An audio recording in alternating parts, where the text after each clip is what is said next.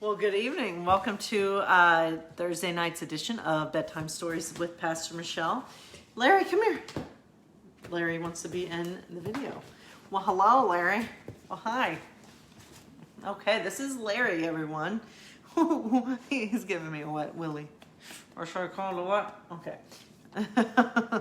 You wanna be part of this story, huh? So this is I'm watching my brother's and my sister-in-law's dog. I've been staying at their house this week, and so Larry and I have been enjoying getting to know each other, and it's been a good week, hasn't it? I've been taking him on walks, and yeah, he's a gentle giant. That's a good way to describe him. He's a little bit bigger than our dog. He's probably our dog weighs about 25 pounds, and Larry weighs a little bit more than that. Because I just think about when I come home and Lemmy, our dog, will jump into my arms and I hold her. I don't think I would hold him. No offense, Larry. I think you would knock me over if I tried to do that, wouldn't you? All right, bud. So you wanna help? Is there something on my shirt? All right. So today's July 2nd. And so let's hear what our story of the night is. You ready? Yeah, you ready? All right. So, yesterday was the Dumbo story. Tonight we have Winnie the Pooh. All right, so I love a little Pooh. That joke never gets old. All right, so Rue's new babysitter. I don't want to be babysitted, cried Rue. Rue's mama, Kanga, was going shopping and Pooh was going to babysit. I want to go shopping, cried Rue. He had a large bag and was filling it with cans of food when Pooh arrived. Hello, Pooh, said Rue. I'm shopping. He put more cans in his bag. Rue and Pooh said goodbye to Kanga. Then Pooh gave Rue a hug. How about a nice smackerel of honey, Pooh said, rubbing his tummy. I want to go shopping, squeaked Rue. I don't want to eat. Said Pooh. Now what do I do? You don't know how to babysit, asked Rue. I'm good at babysitting. I'll tell you how. The first thing a babysitter does is climb. Pooh, who was starting to think there was not much sitting involved in babysitting, said, okay, let's find a good climbing tree. They climbed the old apple tree in Rue's backyard. Rue hopped from branch to branch and Pooh climbed up behind him. Babysitters always pick apples for dinner, said Rue. And so Pooh picked some apples. Next, Rue showed Pooh how babysitters poured a whole bottle of bubble bath into the bathwater. Rue disappeared under the bubbles. Whiff! Pooh blew on the bubbles, but he couldn't see Rue. Look at me jumping, squeaked a little voice. Rue was jumping on his bed all wet. Pooh dried Rue off, then helped put on his pajamas. Time for your strengthening medicine, said Pooh, a little more sternly than when Poohs usually just say such things. But Rue didn't want it. He folded his arms across his chest. Oh, well, said Pooh, slumping into a chair. Why don't you give me a spoonful? I think I could do with it. Now, Pooh, dear, here's your medicine, said Rue in a cheerful, grown-up sort of voice. Ah, said Pooh. Thank you, Rue. You are such a good babysitter. Just then, Kanga opened the door and saw Rue and Pooh snuggled together in the chair. Mama, cried Rue, I'm babysitting Pooh. Of course you are, dear, said Kanga. That was a lot of Rues and Poohs. That was a little, it's a little tongue twister. So that's our story of the night. And so I think we have time, don't we, to do, we'll hear about our woman from this story, from the Her Story book. And so tonight's woman that we're going to hear about is Dorothy Hodgkin. And she is a pioneering chemist and Nobel Prize winner. And so we are going to hear more about her. Hold on. All right. So I wanted to make sure that you can see it the right way. All right. So Dorothy Mary Crawford was born in 1910 in Egypt to English parents called Grace and John, both of whom were archaeologists. Dorothy and her three younger sisters were, I'm going to try to show you. All right. Were sent back to England for school, joining their parents on digs during their holidays. When she was 10, Dorothy became interested in crystals, and her mother encouraged her passion, giving her books about chemistry. Dorothy liked archaeology too, especially drawing ancient mosaics, but she loved chemistry even more.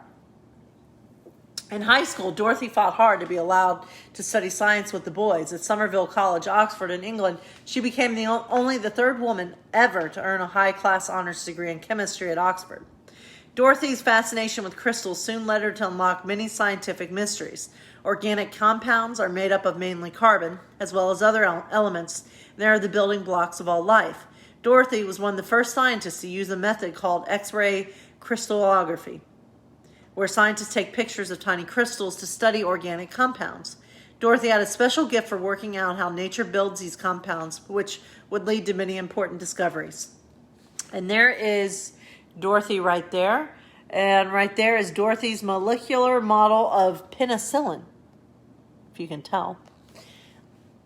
Dorothy continued working at Oxford while raising her 3 kids, even though she had painful arthritis on an illness that crippled her hands and fingers, making her work even more challenging. But Dorothy was determined. At first, she worked mainly on the study of insulin, which helps control the amount of sugar in blood. But in 1939, she was asked to stop and try to work out the structure of penicillin instead. The structure of a molecule is a bit like a 3D puzzle. Scientists need to figure out how a molecule is put together in order to understand how it works. Discovered in 1928 by Alexander Fleming, penicillin is a medicine used to stop bacterial infections, but it was hard to make it in large amounts. When Dorothy discovered how it was put together in nature, it became possible to make penicillin in laboratories in large enough quantities to help millions of people. Dorothy then started working on vitamin B12, which helps make DNA in red blood cells.